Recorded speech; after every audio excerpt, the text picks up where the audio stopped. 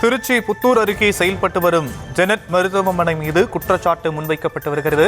பிரசவத்திற்காக அனுமதிக்கப்பட்டவர்கள் இறப்பு விகிதம் அதிகரிப்பதாக குற்றச்சாட்டு முன்வைக்கப்பட்டிருப்பதை அண்மை செய்திகளாக நாம் பார்க்கிறோம். விவரங்களை செய்தியாளர் கதிரவன் வழங்க நாம் கேட்கலாம். கதிரவன், என்ன நடந்தது? வணக்கம் சார். திருச்சி புத்தூரில் ஜெனட் மருத்துவமனையில் கடந்த நவம்பர் மாதம் ஜெயராணி என்பவர் பிரசவத்திற்காக அனுமதிக்கப்பட்ட நிலையில் அவர் உயிரிழந்தார். இதனால் ஆத்திரமடைந்த அவரது உறவினர்கள் போராட்டம் நடத்த அடுத்து உரிய விசாரணை நடத்தி திருச்சி மாவட்ட ஆட்சியர் சரவணன் உத்தரவிட்டிருந்தார். சிறப்பு வருவாய் கோட்ட ஆட்சியர் ராஜலட்சுமி, திருச்சி அரசு மருத்துவமனை அறுவை சிகிச்சை பிரிவு தலைவர் எட்வினா வசந்தா, மகளிரியல் துறை தலைவர் தங்கத்தாய் ஆகியோர் அடங்கிய குழுவினர் விசாரணை நடத்தினர்.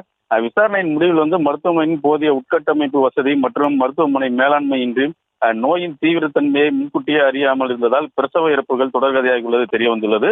இதனையடுத்து மாவட்ட ஆட்சியர் சரவணன் உத்தரவின் பேரில் திருச்சி மாவட்ட சுகாதாரத்துறை துணை இயக்குநர் கோபிநாதா புத்தூரில் உள்ள ஜெனட் மருத்துவமனையில் உள்நோயாளிகளை அனுமதிக்க மருத்துவம் பார்க்கவும் ஒரு மாசத்திற்கு தற்காலிகமாக தடை விதித்து உத்தரவு பிறப்பித்துள்ளார் சார்.